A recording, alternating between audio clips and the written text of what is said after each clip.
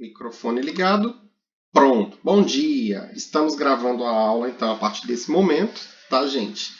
E aí a gente vai, então, lá pro poema do Drummond, daquele texto que eu passei para vocês. Tá bem? Só um minutinho, por favor. Todo mundo visualiza?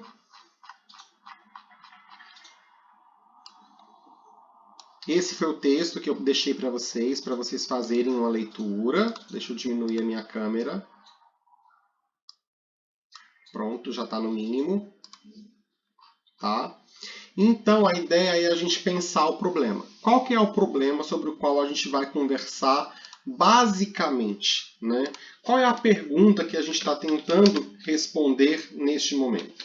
É a pergunta básica: quem sou eu? A ideia de se olhar no espelho, eu não sei se eu pedi para vocês fazerem esse teste na semana passada, eu não me recordo, porque às vezes eu falo com uma turma, eu falo com a outra, eu já fico na dúvida com quem que eu falei. Mas a ideia era olhar no espelho e se perguntar, né? Quem sou eu? Brincar lá de... Ai, gente, como é que é a do espelho, espelho meu? Ou não precisa ser a bruxa do espelho, espelho meu, não, tá? É só brincar de espelho, espelho meu. Olha lá, pega o microfone, olha pro espelho e pergunta: e aí, espelho, quem sou eu, né? Me ajuda a responder, me ajuda a pensar um pouquinho, tá? Então, pra gente começar, vamos começar de Drummond. A gente vai falar, então, de um poema chamado O Homem às Viagens, tá bem? Então, vamos fazer a leitura do poema. E aí, a partir desse poema, a gente discute e vamos começar a discutir essa ideia do qual que é essa viagem que a gente precisa fazer no final das contas. É a viagem pelo mundo, é a viagem pelo planeta, é a viagem pelo universo, é a viagem pela literatura, ou é a viagem em busca de nós mesmos, tá? Porque pensa que é uma viagem mesmo, tá, gente? E aí vamos lá pro Drummond. O homem às viagens. O homem, bicho da terra tão pequeno, chateia-se na terra, lugar de muita miséria e pouca diversão. Faz um foguete, uma cápsula, um modo, toca pra lua. Desce cauteloso na lua, pisa na lua, planta a bandeirola na lua, experimenta a lua, coloniza a lua, civiliza a lua, ilumina a lua. Humaniza a lua. Lua humanizada, tão igual à Terra. O homem chateia-se na lua. Vamos para Marte. Ordena suas máquinas. Elas obedecem. O homem desce em Marte. Pisa em Marte, experimenta, coloniza, civiliza, humaniza Marte com engenho e arte. Marte humanizado, que lugar quadrado. Vamos à outra parte? Claro, diz o engenho sofisticado e dócil. Vamos a Vênus. O homem põe o pé em Vênus. Vê o visto? É isto? Idem, idem, idem. O homem funde a cuca se não for a Júpiter. Proclamar justiça junto com injustiça, repetir a fossa, repetir o inquieto, repetitório. Outros planetas restam para outras colônias. O espaço todo vira terra a terra. O homem chega ao sol ou dá uma volta só para te ver. Não vê que ele inventa roupa insiderável de virar no sol. Põe o pé e, mas que chato é o sol, falso touro espanhol domado.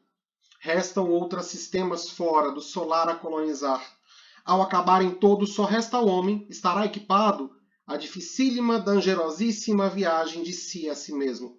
Pôr o pé no chão do seu coração, experimentar, colonizar, civilizar, humanizar o homem, descobrindo em suas próprias inexploradas entranhas a perene, insuspeitada alegria de conviver. Esse poema do Drummond, né, parece assim, né, que está sendo feito para hoje, né? Com tantas notícias que a gente tem escutado, né, recentemente, tanto os Estados Unidos, a China mandando satélites, mandando robôs para Marte, né?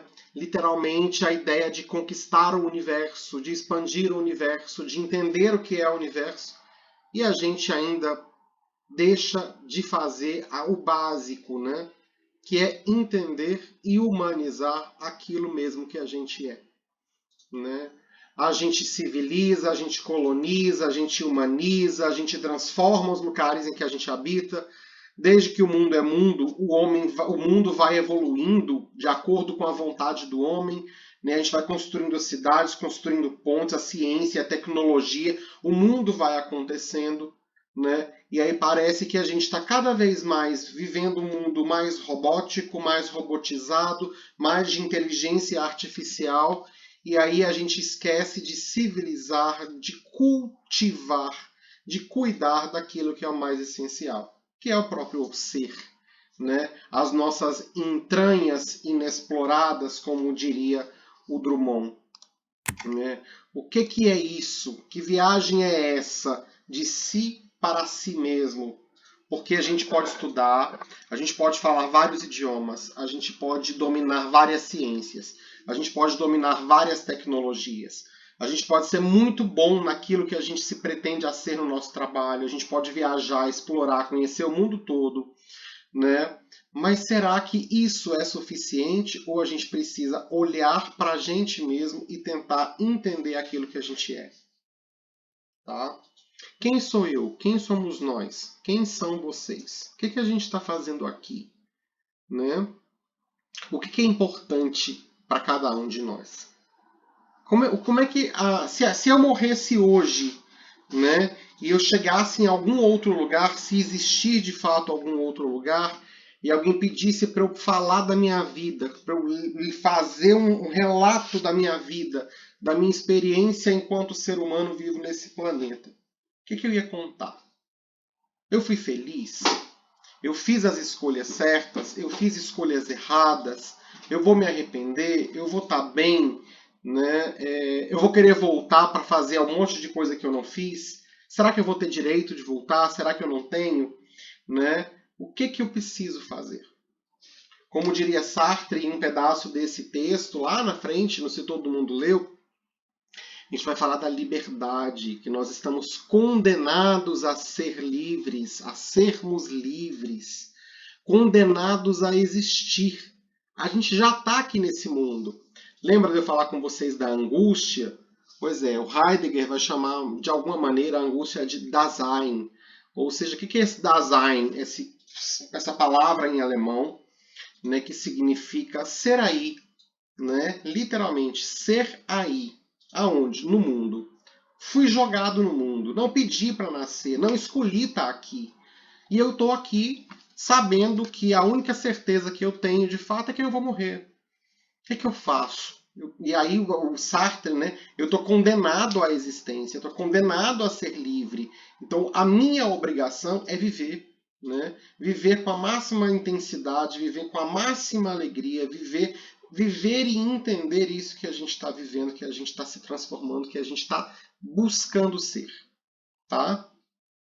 E aí a gente pode ir lá para Platão, lá para a filosofia antiga, para Platão, para Aristóteles, né, que é por onde o texto começa rapidamente, né, ao falar da filosofia na história, lá bem do início do texto, né, a ideia de corpo e alma, essa distinção que aparece já lá na filosofia antiga, especificamente o discurso de Sócrates, quando ele é condenado à morte por cicuta. Lembrem que é cicuta, não é suquita, tá? A cicuta é um veneno. Suquita também, né? Refrigerante é, mas refrigerante pelo menos é gostoso. Sócrates é condenado à morte, então ele está preso e a condenação dele é tomar então esse remédio, esse veneno com o qual ele vai morrer. E aí os discípulos chegam lá na prisão e tentam tirar o Sócrates de lá. E aí o Sócrates ele ele tem um discurso muito forte, né, no sentido de eu passei a vida inteira dizendo que era preciso libertar a alma, que a alma é que diz verdade, né, e agora que eu vou ter a chance de tirar a minha alma desse cárcere que é o corpo, vocês querem que eu fuja da minha responsabilidade? Né? Só lembrando que Sócrates foi condenado em função do seu papel enquanto educador, enquanto provocador. Parece que a gente está no mesmo momento em que Sócrates estava ali, né? De ao provocar os alunos para pensarem por si mesmos, né? Os professores começam a ser perseguidos, a ser chamados de doutrinadores, né? De ideólogos, de comunistas, bicho-papão de criancinha e etc. Né? Então, qual que é o papel do professor, do educador? provocar os seus alunos para que eles consigam pensar por conta própria. Pensar principalmente respostas para essa pergunta: quem sou eu? O que eu estou fazendo no mundo? Qual que é o meu papel aqui no final das contas? Né? E aí, quando a gente começa a pensar, a gente começa a não aceitar mais algumas coisas da realidade, algumas histórias que a gente escutou a vida toda.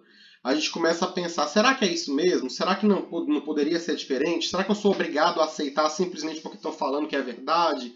Né? Porque sempre foi assim, porque era da tradição, da cultura? Né? Questionar incomoda principalmente a gente, porque mexe com os nossos sentimentos, mexe com as nossas emoções, mexe com aquilo que a gente é e está em formação, mas principalmente, a gente incomoda quem está perto. Né? Perguntar, falar, questionar incomoda, principalmente quando a sociedade está acostumada a levar as coisas do jeito que elas sempre foram. Então, quando você começa a questionar e esse questionamento começa a provocar mudanças, você começa a incomodar de fato. Né? Sócrates incomodou tanto, né, que foi condenado à morte. E aí, mas antes da morte, a gente volta lá para o início da vida, vamos dizer, acadêmica, filosófica de Sócrates, né? Em que ele é levado a... ele vai ao oráculo de Delfos, né? Para se consultar. Era muito comum na Grécia Antiga as pessoas irem ao oráculo, né? E aí, lá na porta do oráculo, ele falando do oráculo, o oráculo... né, a entrada do pórtico, do espaço onde o oráculo estava, né, dizia: conhece-te a ti mesmo. Né? E aí, essa é a frase que vai resumir de alguma maneira essa filosofia que se propõe a investigar esse sujeito, esse ser, né?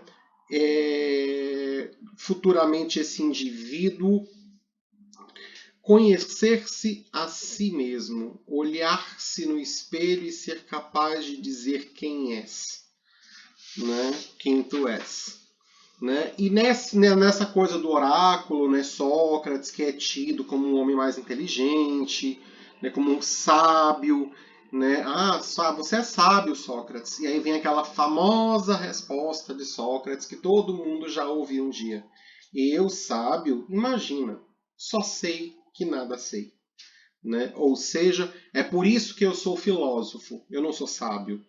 Se eu fosse sábio, é como se eu fosse Deus, uma espécie de divindade, porque só os deuses vão saber tudo, né? Enquanto humano, o máximo que eu posso ser é filósofo, um amigo, um amante do saber, uma pessoa que reconhece-se ignorante no sentido de eu sempre preciso aprender um pouco mais.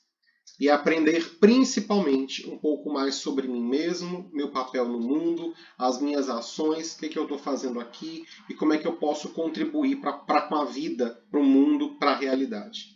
Né? Conhecer-se a si mesmo e reconhecer-se ignorante, né? E colocar-se em disposição de aprender. Talvez essas sejam as características fundamentais iniciais de um ser humano. Né? Reconhecer que a gente não é Deus, que a gente é humano, que a gente é mundano, que a gente erra, que a gente acerta, que a gente sonha, que a gente deseja, que a gente luta, que a gente estuda, que a gente corre atrás, né? Que a gente quer ser feliz. Isso significa um pouquinho do que é ser humano, tá?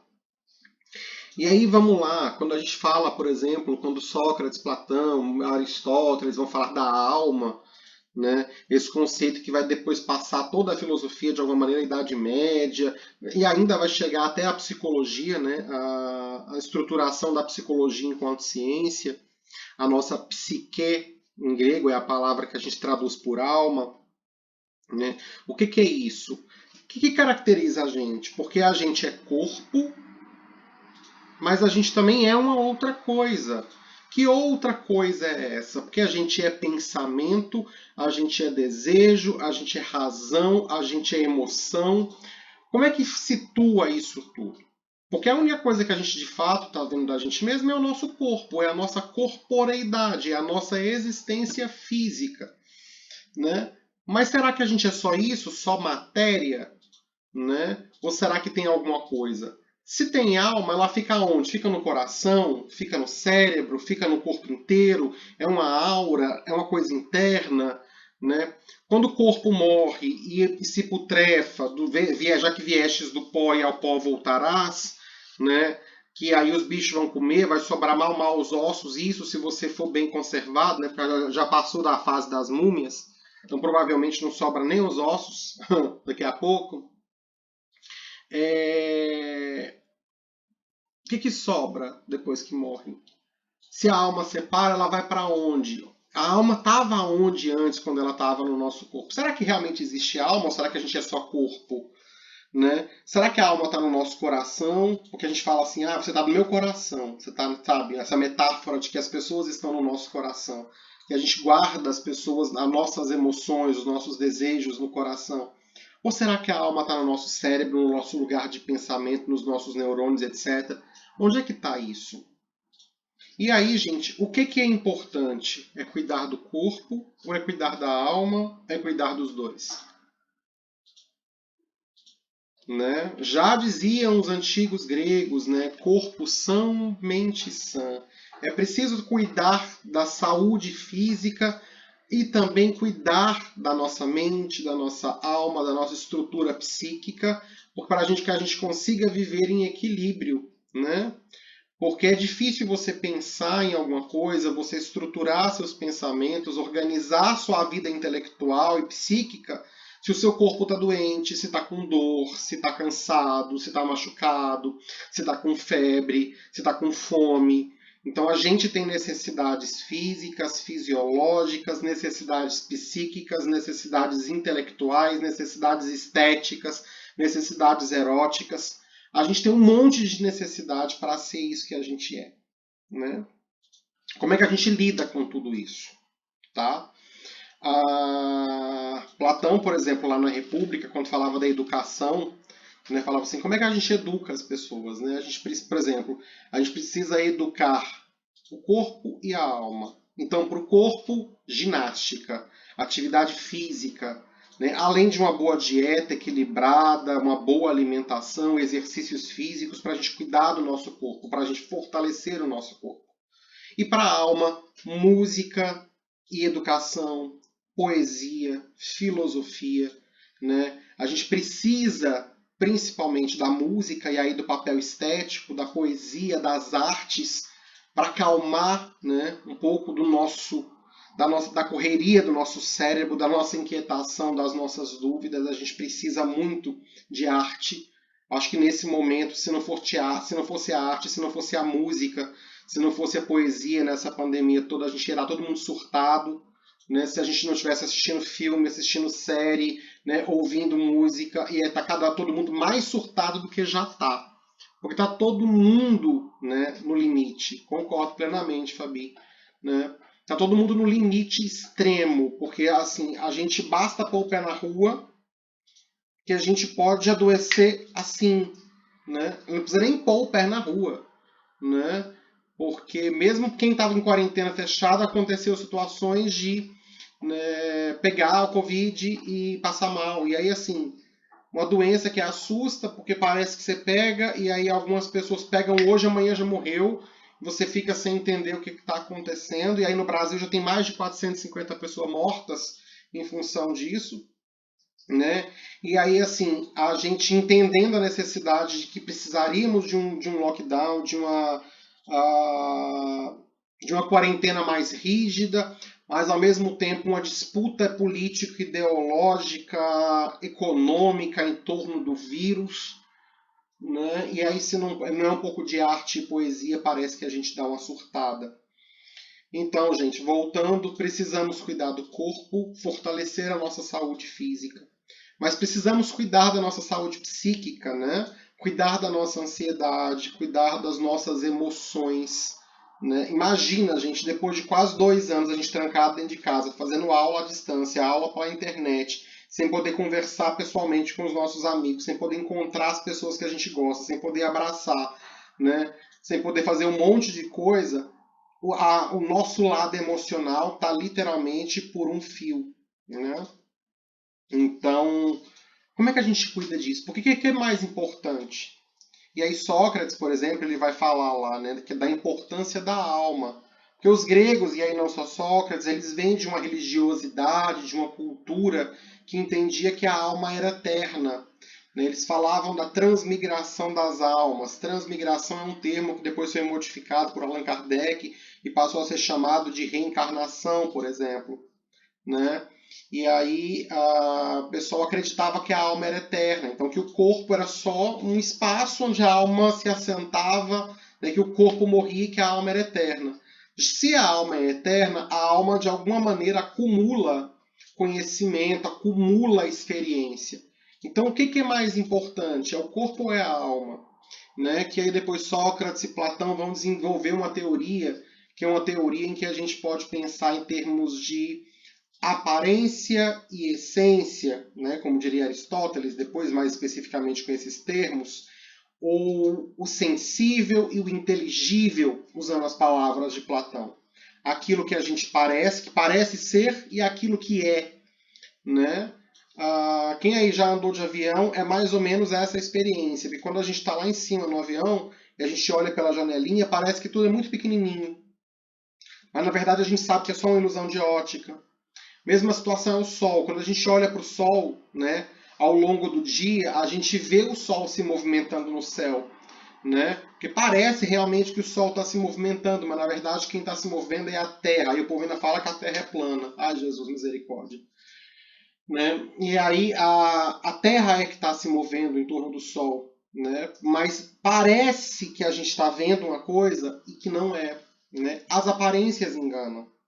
Então, se as aparências enganam, o que diz verdade? A verdade é isso que está por detrás, né? Que alguns gregos vão chamar de aletheia. Né? A verdade é um não lete, um não esquecer. Lete é o rio do esquecimento. Né? Um mito que aparece lá em Platão, na República, né? De depois que Azaque morre, a alma vai para um lugar, lembra lá, né? Caronte, barqueiro, do caminho do Hades. Né? A pessoa morre, então a pessoa colocava as dracmas, né? As moedinhas nos olhos, para a alma então pagar o barqueiro, que ajudava a atravessar, né? O rio Lete, o rio do esquecimento. E aí, de alguma maneira, essas pessoas entravam em contato com as águas desse rio, e aí no rio do esquecimento acabava esquecendo o que viveu naquela vida. Quem tinha um pouco mais de inteligência, já tinha um pouco mais de experiência, entrava com o menor contato possível com essas águas, para tentar trazer da outra vida um pouco de lembrança quando voltasse a ocupar um corpo físico, né? E aí a ideia da verdade é o que então? Se o rio Lete é o rio do esquecimento, a Letheia, que é a palavra que vai dizer a verdade, é não esquecer. A verdade, portanto, é lembrar. A verdade é um aparecer. A verdade é um jogo de esconde e mostra, né? A verdade, então, ela é um acontecimento. Ela acontece, ela aparece. A verdade, então, a gente de alguma maneira lembra. O conhecimento é quase uma lembrança. A gente já sabe das coisas boas, a gente sabe o que é a verdade, né, das coisas verdadeiras, e aí ao longo da nossa vida a gente vai se lembrando, porque a verdade vai se assentando na nossa alma. Teorias, tá, gente? E aí uma série de outras que vão sendo constituídas ao longo da história, né? Até a gente chegar, por exemplo, em Freud, a ideia do id, ego, superego, né? Não sei se vocês lembram, né? Id, ego, superego. Ego sou eu, o sujeito. Id é meu impulso, minha vontade, meu desejo. É aquele capetinha que aparece lá de um lado e fala assim, vai, vai, vai. E o superego é o nosso pai castrador, o nosso pai que observa, que castiga, e aquele anjinho que fica lá falando, não, vai que vai dar merda, não, vai que vai dar merda. E o ego é isso que fica no meio aí, né? Dessa dúvida constante que é a vida entre vou ou não vou, faço ou não faço, sigo os meus desejos ou sigo a razão, né? Mais ou menos um exemplo que o próprio Platão já tinha dado lá atrás no Fedro, né, sobre a nossa alma ser comparado a um... Ai, gente, como é que é o nome daquela... Eu ia falar carroça. O povo até me bate se escutar falar carroça. Né? Mas pensa uma carroça com 2 cavalos. Né? E aí eu esqueci... Biga. É biga? Né, que tinha lá Roma antiga, na Grécia antiga, né? A gente tem, é como se fosse uma carroça. O carroceiro somos nós, né? O sujeito. E aí a gente tem dois cavalos puxando a gente. Então qual que é o nosso papel? Fazer com que esses dois cavalos andem juntos, equilibrados, né? Porque senão, se cada um resolver para um lado, né, ninguém vai para lugar nenhum. E cada um desses cavalos um é o desejo e o outro é a razão. Né? Então, o que é o nosso papel na vida? Equilibrar desejo e razão. Né? Colocar na balança. No texto da Ética Nicômaco, Aristóteles vai falar então da meia medida, da justa medida, da boa medida, ou seja, do equilíbrio. Não posso nem ser corajoso demais, nem medroso demais. Eu tenho que ser uma pessoa equilibrada, né? Que é o equilibrado que vai ter virtude, né? Achar o meio termo da balança. Pensa uma dieta. Se todo mundo seguir a mesma dieta, vai funcionar? Não, porque para algumas pessoas aquela dieta vai engordar, para outros vai emagrecer, sem falar de uma série de questões de saúde que estão envolvidas. Então é por isso que a gente fala, quer emagrecer tem que ir no nutricionista, no nutrólogo, porque é uma dieta personalizada, de acordo com os seus exames, com a sua estrutura física e etc. É a mesma coisa com a nossa alma, com a nossa estrutura psíquica. Achar um equilíbrio, que é a coisa fácil, fácil, fácil, né, gente? Porque a gente não sabe nem quem a gente é, a gente não sabe nem o que a gente comeu no café da manhã, nem o que a gente vai comer no almoço. Aí a gente tentar achar equilíbrio entre emoção e razão. Vocês imaginam como é que funciona um trem desse? Olha que doideira, né? Mas é isso que significa ser gente, né? Estar nessa disputa o tempo todo. É isso que acontece conosco. Nós somos uma disputa interna.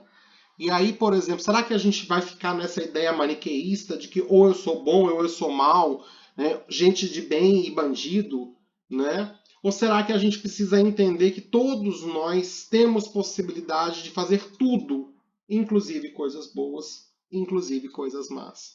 Que nós temos condições de acertar e de errar a qualquer momento, né? Porque aquela coisa, no momento de raiva, no momento de ira, no momento de desconforto, né? O que a gente é capaz de fazer? Né? Porque a gente fala, eu nunca matei ninguém, nunca vou matar ninguém. Será? Será que a gente consegue ter equilíbrio para controlar nossas emoções diante de um momento de raiva, de fúria? Né? Como é que a gente se controla? Será que controlar o tempo todo é a saída, é a alternativa? Né? Ou será que se a gente ficar sem dar vazão para as nossas emoções e ficar pensando sempre demais antes de fazer qualquer coisa, e aí tudo que a gente tem vontade a gente vai guardando, guardando, guardando as nossas vontades porque o povo vai falar, porque vai dar merda, né? Porque tem consequência, a gente vai ficar com medo de fazer, ou vai ficar guardando os nossos desejos, e aí daqui a pouco a gente vai ter que começar a cantar a música da Valesca Popozuda, para essa pessoa que parece aquela tia velha fofoqueira que fica lá na janela tomando conta da vida de todo mundo. Recalcada, né? Que queria fazer as coisas, mas morria de medo, não teve vontade, pensou demais, pensou demais, pensou demais, não fez, não viveu, e aí ocupa o resto da sua vida tomando conta da vida dos outros. Né? Ou seja, a gente vê gente assim, fofoqueira, toda a família tem um, gente. Né? Ou pelo menos mais de um, né? Pelo menos uma pessoa bem fofoqueira, bem recalcada. Se não tem na família, tem na esquina da sua casa, tem na vizinhança. Alguém que está sempre vigiando o que a gente está fazendo, tomando conta da vida dos outros, né? E aí a gente tem que chamar a filósofa, né, Valesca Popozuda e pedir para ela cantar junto, né? Tiro, porrada e bomba, além de beijinho no ombro para essas pessoas recalcadas. Se a gente não quer virar uma tia recalcada, um tio recalcado que fala mal dos outros fofoqueiros, a gente precisa começar a entender se a gente realmente, né, se conhece, conhece os nossos desejos, conhece as nossas vontades, né, e aí começar a se permitir fazer algumas coisas que a gente deseja. Porque a gente não é só razão, gente. A gente também é emoção. Pelo contrário, a gente vai ficar cada vez mais angustiado num sentido ruim, né, que pode nos levar à depressão, à ansiedade, etc. Doenças no mundo moderno que sempre existiram, mas agora, mais do que nunca, doenças que estão o tempo inteiro batendo na nossa cara, né, porque a gente já não dava conta de lidar conosco mesmo, de viver com a gente. De alguma maneira, conviver com os outros e viver em sociedade era uma certa fuga, um certo refúgio para a gente não ter que pensar e se encarar. Aí agora, em pandemia, trancado, sem contato, a gente é meio que obrigado, mais do que nunca, a se olhar no espelho. E aí olhar no espelho, gente, dói, porque a gente vai vendo os defeitos físicos, vai vendo que a sobrancelha tá torta, vai vendo que o nariz tá incomodando, vai vendo que a barba tá mal feita, vai vendo que tá gordo ou que tá magro, vai vendo que os cabelos estão ficando branco, estão caindo os cabelos, né? Aí começa a aparecer um monte de defeito físico que tá precisando de um botox, que as rugas estão tudo aparecendo, que as espinhas estão tudo lotando a cara. Além disso, a gente começa a olhar para a alma da gente, vai vendo que a gente está bravo, que a gente está estressado, que a gente está nervoso, que a gente está ansioso, né? Aí a gente começa a pensar, tipo assim, o que eu quero, o que eu quero, sabe, o que é importante pra gente. E aí a gente começa a pensar nas nossas prioridades, né? A gente vai ficar dando murro em ponta de faca para fazer coisa que não faz sentido, né? Ou a gente vai buscar sentido para as coisas que a gente está fazendo. Angustiante, gente, desesperador em alguns casos. Né? Se já tinha gente que vinha sofrendo, e aí maio amarelo, maio contra o suicídio, né? É importante também a gente pensar que nessa angústia tem gente que não dá conta de lidar. Né? Tem gente que não consegue lidar com esses sentimentos, com essas emoções, que não consegue se olhar no espelho. Importante que a gente se olhe, mas que a gente tenha consciência de que olhar-se pode ser doloroso. E aí, se é doloroso, a gente também precisa pedir ajuda. A gente tem uma hora que a gente precisa reconhecer que precisa de ajuda. Eu, por exemplo, estou no meu limite. Eu estou no momento em que eu realmente entendo que eu preciso de ajuda. Né? Então, assim, eu estava tomando remédio para ansiedade, e aí agora a minha médica me encaminhou, também psiquiatra, psicólogo, a gente precisa de ajuda para dar conta de encarar essa realidade. Nem sempre, gente, todo mundo que está sorrindo, que parece que está bem contando piada, está bem de verdade. E aí é a hora da gente se olhar no espelho e, se precisar, a gente pedir ajuda, tá? Conhecer-se dói e dá trabalho, mas é importante que vocês comecem a pensar de fato quem são vocês. Ou então ignora essa aula, ignora tudo que a gente falou aqui, ignora o que a gente está estudando, sente na frente da televisão, assiste qualquer coisa, que vai dar muito menos trabalho, vai incomodar muito menos, eles não têm problema na vida de vocês. Finge que está tudo bem, que passa. Eu não sei qual é a escolha que vocês vão fazer, mas fingir, chega uma hora que a gente cansa de fingir que as coisas estão bem, tá? Beijo para vocês, boa semana, fiquem com Deus. Não vou me alongar muito, eu quero que vocês leiam o resto do texto, porque aí sim, na semana que vem, a gente volta para pensar aquelas questões, os textos, e eu explicar mais uma vez um pouquinho do trabalho para vocês. E aí, lembrando, tá, gente? Vocês precisam criar um personagem, vocês precisam criar uma máscara e pensar uma estratégia, um roteiro para se despir das máscaras de vocês mesmos. Tá? Então é momento, assim, enquanto a gente vai conversando, exercício mesmo, tá, gente? Sim, Fabi, quem não mandou o vídeo de apresentação, manda para o meu WhatsApp, não tem problema. Eu estou salvando os vídeos aos pouquinhos, estou colocando nas pastas e organizando. Podem mandar para mim, por favor. Quem são vocês, qual é a turma, né? E aí, os sonhos de vocês, o que vocês esperam para esse ano no IFES, como é que estão aí as inquietações de vocês, tá bom? E lembrem-se de pensar nos personagens. Os personagens que vocês vão criar, para as máscaras que vocês vão fazer, que vocês vão construir. E além disso, qual é a história que vocês vão contar com esse personagem e como é que vocês vão se despir dessas máscaras, desses personagens, para fazer de fato uma apresentação mais intensa de vocês. Tá? Esse vídeo inicial é só um vídeo se apresentando. O outro vídeo, que é o vídeo do trabalho, é um trabalho mais elaborado, né? No sentido de quem sou eu de verdade, né? Olhar-se no espelho e falar quem sou eu.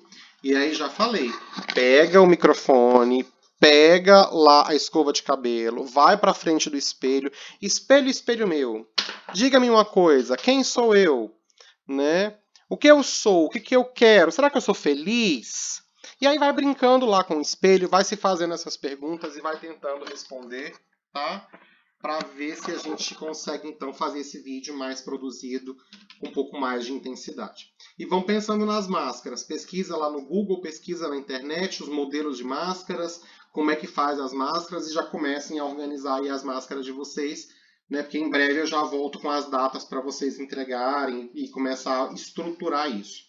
Não sei o que aconteceu hoje, que apareceu pouca gente, me parece que a internet aí eu soube mais cedo que estava muito ruim.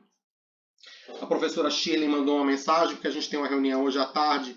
Ela disse que a internet hoje estava muito ruim aí na região, né? Então avisem para os colegas que não puderam participar que a aula está gravada e aí a gente vai retomar na semana que vem com os exercícios desse texto que eu passei para vocês. Tem alguns textos e algumas questões, né, que eu também pedi para vocês postarem lá no AVA, né? Lembrando que não existe uma obrigação, né? Pode sim, Fabi, pode sim. Vocês não têm uma obrigação de fazer. Vale nota responder, professor? Não vale nota, gente. Vale a participação de vocês. As questões são para vocês pensarem, para ajudarem vocês a refletir.